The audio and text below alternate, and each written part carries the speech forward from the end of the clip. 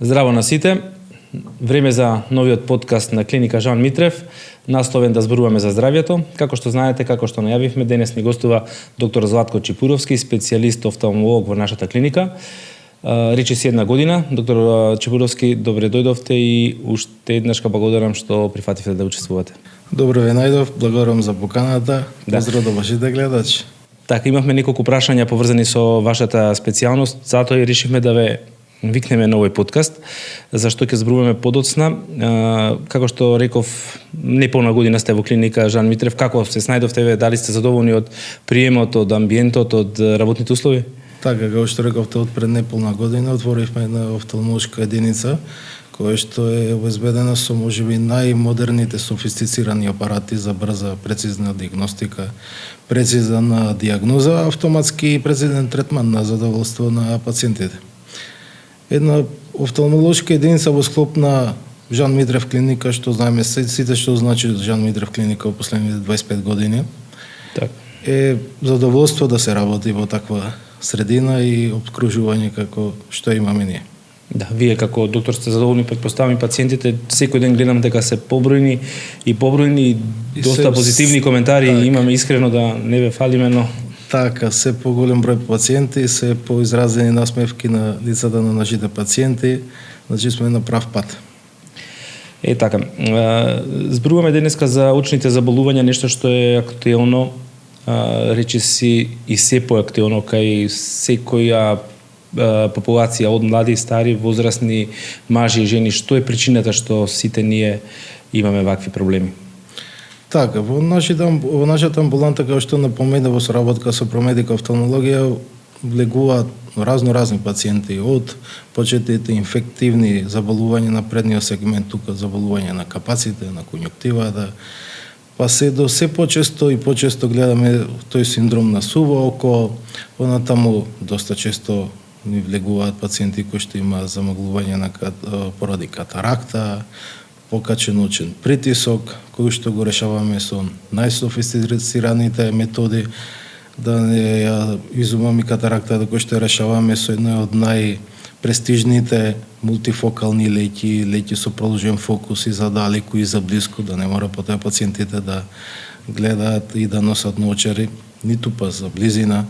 Понатаму имаме од рефрактивните аномалии, сите можни ги решаваме, кератоконус, како и кандидати за екзајмер ласер, па се до можеби сложените заболувања на задниот дел на окото, тоа е задниот сегмент на окото.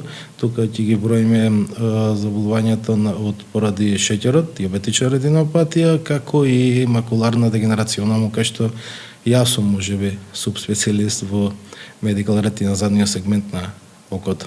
Да. Во филмот на окото заболувањата. Така, затоа ќе споменеме нешто подоцна. Зошто народот толку многу оболува од овие очни проблематики, болести и слично? Дали е тоа начинот на живот кој што е претежно во затворен простор, изложен на екрани, помалку движење во природа? Вие како доктор каде ги гледате проблемите или причините за голем број на проблеми? Така, се почесто имаме пациенти, особено помладата популација, современиот начин на живот значи гледање пред екрани. Тоа континуирано гледање пред екрани, како и сега поново гледање во мобилните телефони, доведува до континуиран замор, напрегање на самите очи, повремено замаглување, па често и деконцентрација, човекот ја губи работоспособноста, а тука не е малку битно и да се помалку изложување на природна светлина, затворен простор, климатизација, поготово затворени простори, како и суви очи, се почеста и почеста диагностика, која што беше претходно типична за повозрастните категории на пациенти и луѓе, сега се почесто ја гледаме таа симптоматологија кај помладите генерации на луѓе, се почесто и почесто ни доаѓа во нашата амбуланта. Да, вашата амбуланта, тоест амбулантата во клиника Жан Митрев, третира секоја возрастна група, да појасниме? Од најмало до најстаро, од заболување на предниот сегмент, катаракта, глауком, па се до третирање на софистициран третман, ако може да кажам, можеби да се гордееме затоа што сме рамо до рамо едно па до светските реномирани офталмолошки центри во низ целиот свет за да терапија, поготово на задниот сегмент. Така, споменавте синдром на суво око. Во нашиот маркетинг сектор напишавме, чинам по иницијација на вас, еден текст кој што побуди доста голем интерес. Што значи суво око? Како проблем? Колку често се јавува? Како што пред малце кажав, тоа беше едно од симптомите кои што се јавуваат предежно кај повозрасни луѓе заради пропаѓање на самите жлезди. Меѓутоа, со континуирано напрегање на очите, особено во затворени климатизирани простори пред екрани или паметните телефони, се почесто ја гледаме таа симптоматологија и кај помладите луѓе. Синдромот на суво око е состојба во која што фактички ние добиваме или недоволно лачење на сулза во количина, или квалитетот на самата сулза не е доволно изразен како што треба, затоа што таа има 3 слоја и најчесто на недостасувато и липиден слој има испарување на самата жлезда.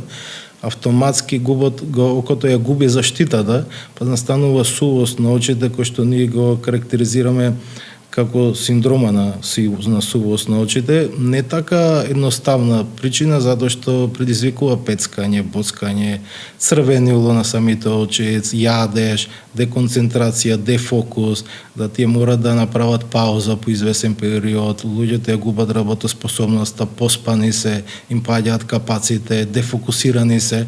Така да, кога ќе видите со бројка во колку тоа е изразена, тоа е една голема плејада на пациенти која што веќе е една загрижувачка симптоматологија, поготово кај работоспособната помлада генерација на луѓе. Така да ние тука им даваме совети, да го откријаме. Како се третира тоа? Сувото око има неколку начини на третирање, од причината кога ќе откриеме, која што може да биде во склоп, например, на автоимуни заболувања, или континуирано седење пред екрани, провев, да се исклучат сите тие елементи. Прво почуваме со некои паметни совети кои што им даваме.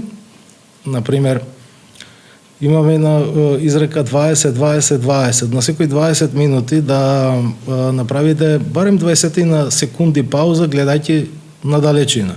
Второ, да имате барем неколку пати изложување на природна светлина со добар сон и така натака. Ако и тоа не помага, ние треба да откриеме кој дел од солзниот филм не го бива, па спрема тоа и да дајме тераписки приод во однос на солзи.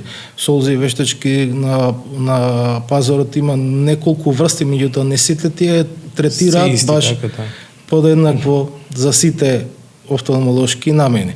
Па се до имаме специјален апарат, iLight се века, кој што точно го диагностицира компјутерски кој дел од солзниот филм и ги третираме со електромагнетни бранови и фотодинамска терапија да ги стимулираме природните жлезди да лачат повеќе солза и поквалитетна солза. Имаме доволно апарати за диагностицирање, па и препарати за сето тоа да се препокрие. Сега рековте гледање во далечина, колку ние во урбаниве средини можеме да гледаме во далечина, кога зградите ни се на секој може да отвори барем прозор и да погледне барем малце надалеку, го веќе или исправувајќи ги очите, затоа што очите континуирано гледајќи пред лаптопот како што сте вие, имаат конвергенција и тоа континуирано напрегање неколку сати се доведува до замор. Вие ќе мора да направите пауза, затоа што ако продолжите со интелектуално напрегање, ќе добијате и глоболка. Да. Која е препораката очила или леки? Дали тука исто така имате решенија кои што ги нудите? Видете, од рефрактивните аномалии имаме разноразни заболувања и спрема тоа се прави така наречена корнеална топографија, па ако пациентот не сака да носи ночари, мора да напоменам сега веќе ночарите стана естетски детал и се повеќе луѓе повторно се враќаат назад на ночари, им препорачуваме ако е севоред, ако нема алергиски реакции, контактни леки или пак екзајмер ласер. Екзајмер ласер имаме можеби најдов за третирање на сите рефрактивни аномалии заболувања. Тоа во Жан Митрев клиника зборуваме, дека веќе се работи? Да. Да, како тече процесот на закажување кај вас? Во смисла, секако тоа е нели на телефон или директно во клиниката, но колку често и лесно сте достапни за пациентите? Достапни сме на пациентите 24 часа, меѓутоа не само тоа, туку и достапни сме и на телефон за сите консултативни разговори преку самите телефони, кои што верувате не можеме ни да постигнеме да ги препокриеме. Па јас и сум само дел од тимот или водач во тимот на офталмолози кои што во соработка со Промедика офталмологија успеваме да ги препокриеме сите тие заболувања кои што се јавуваат од страна на пациентите во Жан Митрев клиника. Да, каде едно прашање ми се појави сега, каде оди современата медицина во третирање на овие проблематики? Вие претпоставам следите научни истражувања и технолошки откритија во вашата специјалност. Медицина, освен во предниот сегмент, како што можев да напоменам, сите модерни интракуларни леќи кои што ги вградуваме со катаракта, еве на пример имаме модерни пристапи за решавање на глауком, тоа е покачен очен притисок, не така редок е едно тешко и страшно заболување од кој што е причина број 1 за слепила во светот. На пример, еве јас го третирам со селективно лазер трабекулопластика, така се вика третманот, со помош на лазер да го намалиме тој очен притисок. Понатаму оно што можеби јас лично се занимавам медикал ретина е сите тие заболување на задниот сегмент и таа позната анти-ВГФ терапија кој што поготово во последниве 7-8 години има за една значајен напредок за разлика можеби како никој друг медицински оддел по мене. До тој степен да е усовршена и тоа беше незамисливо до пред 10 години. Постоеше само лазер. На сите диабетичари може да замислите или макуларни дегенерации. Имавме огромен број на луѓе кои што остануваат со дефекти во гледањето, со намалена видноштрина, па губејќи и работоспособноста. Да, комплетно нарушен животен стил. Така, имаат тие луѓе, но сега веќе решенијата се близу до нив, така. Да. Во однос на задниот сегмент од страна на диабетична ретинопатија и макуларна дегенерација, двете имаат некој сличен исход, намалувајќи го видот, меѓутоа различна причина и различен тек на болестите, и двете доведуваат до некои абнормални крвни садови, кои што лесно крварат и кои што прават оток на точката за јасен вид, тоест макулата. Тој оток кај диабетичарите попознат е како диабетичен макуларен едем. Исто не се случува тој оток со фиброзни наслаги, со новоформирани компоненти на крвни садови кои што лесно крварат и кај макуларната дегенерација. Таа две форми има, таа макуларна дегенерација има сува кој што е речиси добра и кој што не оди со огромно намалување на видната штрина, и влажна, односно кој што ние се занимаваме офталмолозите, кој што доведува до брзо, рапидно и агресивно заболување, агресивна и самата болест, агресивно намалување на централниот вид, на централната видна острина. И автоматски луѓето доаѓаат во прв момент, еве поготово кај диабетичарите, им личи дека тоа е знак на некој умор, ненаспаност, варијации на видната острина во стекот на еден исти ден. Значи, стануваат со вајле, имаат добар вид, на пладне имаат лош вид, па повторно се поправи. Сето тоа го препишуваат дека имаат недоволен одмор и така натака, дека имале преуморен ден на работа и така натака. Кога тоа намалување на видната острина ќе биде во континуитет, тие после тоа се јавуваат, па и кај макуларна дегенерација се јавуваат на офталмолог, мислејќи дека е до диоптријата на самите научари. Па ние им кажуваме дека фактички не е се проблем на очарите и нивната диоптрија, дека е проблемот лежи на сосема друго место, на задниот сегмент на окото, дека тоа се решава сосема поинаку. Баш ја имаме и таа најсофистицирана апаратура за откривање, за брза, прецизна анализа на сите заболувања, тие горе на поменатите на задниот сегмент. Нешто ги споминавте до сега, да. Па натаму и третмани. Да. Кога еден пациент треба да се јави на преглед? Нели оној предшколска и школска возраст се детските години кога се откриваат проблемите со очите, но што е за возрастните, така? Кога се тие први симптоми дека е нешто проблем? Самите дечиња претшколската возраст сега веќе воведевме задолжителни прегледи, како што знаете, за упис во прво одделение. Така и сите луѓе кои што имаат било какви заболувања, било какви промени во виднатаоштрина, да се јават најбрзо што може. Поготово онаму кај што имаме фамилиарна анамнеза, тоест нивните родители претходно заболувале од покачен очен притисок, глауком или било какви пореметувања во однос на виднатаоштрина, или пак од диабетичари, сега ќе се бориме кај сите диабетичари задолжителен преглед на 6 месеци.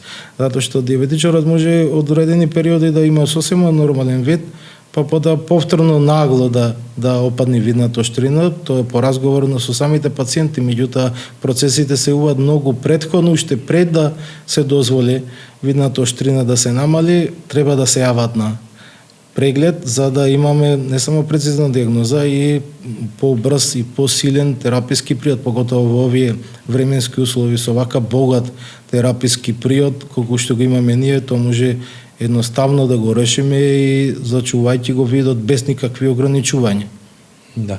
Споменавте диабетична ретинопатија и молекуларна дегенерација, нешто да ги разграничиме, да дефинираме нешто посебно за нив, за да пациентите се пронедат кој во која проблематика спаѓа и да побарат поизражена и подолготрајна, вклучувајќи ги, тоа се јавува кај сите диабетичари, поготово онаму кај што немаме доволен и храбар момент на контрола на гликемијата, се јавуваат промени на задниот сегмент на окото. Ние се бориме тука на секој 6 месеци. Страда највеќе? Филмот на самото око, тоа се вика ретина, тука страда задниот сегмент на окото поради тие абнормални крвни садови. Шеќерот ги уништува тие минимални крвни садови во филмот на окото, многу често крварат и натрупуваат течност, кој што понатаму ни го ограничува не само видното поле, туку ја афектира, ја зафаќа точката за јасен вид, тоест макула лута, таа жолтата точка, најбитната точка во видното. Се прецизира сликата, да речеме. Токму тоа е причината, колку побрзо да се третира, толку подобар ефект.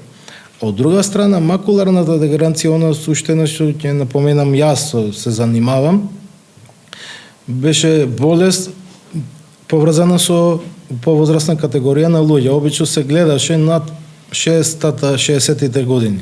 Сега се почесто имаме и во петата декада луѓе кои што се работоспособни, кои што се афектирани на самата работа заради нивната неработоспособност и така натака. Се почесто ни се јавуваат на овие простори и таа по-лошата варијанта, затоа што има сува, како што напоменав, добра форма, кој што не премногу го намалува видот и бара само контролни прегледи, и има влажна кој што е многу агресивна и многу го намалува видот и бара тераписки период, за кој што може да се пофалиме дека имаме одличен тераписки период. Да, споменавте анти-ВЕГФ терапија. Имавме неколку прашања од нашите пациенти, на кој начин таа се применува? Анти-ВЕГФ терапијата е буквално таа за кој што говорам цело време, еден современ третман со кој што ние може да пристап на целата работа. Пристап, да, со кој што може да се пофалиме дека сме рамо до рамо до сите светски реномирани офталмолошки центри. Во сите, кај диабетичарите, па и кај макуларната дегенерација се лачи еден протеин, ВГФ протеин, кој што поттикнува раст на некои абнормални крвни садови, кои што не се навраќања предизвикуваат крварење и оток. Фактички ова го блокира тој протеин. Сега, зависи само дали тој протеин или низа плејада протеини блокира, па повеќе каскадни реакции стопира да болеста не напредува и стиснуваќе течноста од поготово точката за јасен вид се делумно или потполно врати виднатаоштрина. Се тука поготово во нашиот пазар таа анти-ВГФ терапија последниве 5 до 7 години има огромен напредок и донесовме сите најмодерни можни терапии. Има огромен просперитет за разлика од пред 10 година, кога воопшто можете да мислите не ни постојат тие анти-ВГФ терапии. Така, генерално, кои се навиките кои што треба да ги практикуваме за да не дојдеме кај вас? Да напоменам, луѓето, тие терапии, анти-ВГФ терапии се аплицираат во самото око булбосот и грото од луѓето и пациентите ни се уплашени како тоа дали боли и така натака. Низ шала можем да им кажам дека тоа ништо не боли. Дека или помалце боли отколку крв од прстот да му зема, така да е една брза безболна процедура која што значајно го подобрува видот и го спасува видот на долги стази, а звучи така застрашувачки. Да. Тука сте вие како професионалец да влијаете доверба.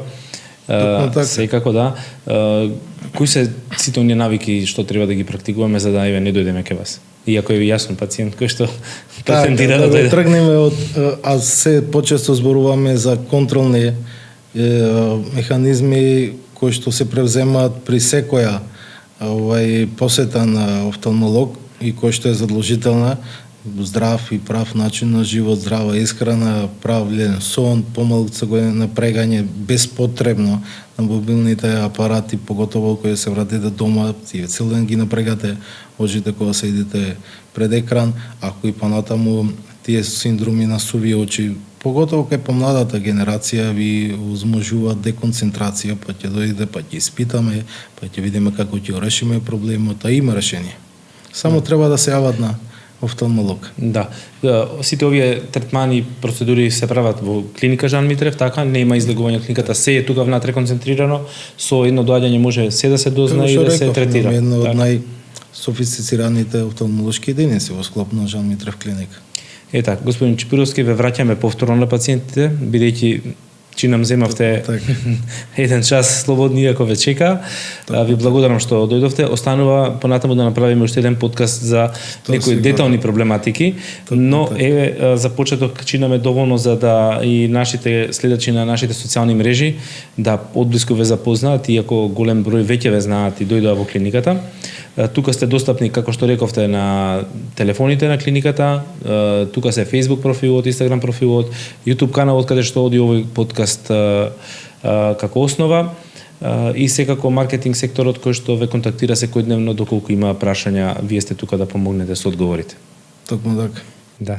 Ви благодарам и на вас. Останува и понатаму да ви посакаме убав ден. Следете ни понатаму со следните гости, ќе бидеме точни со најавите и гледајте не секој вторник во 11 часот. Пријатно.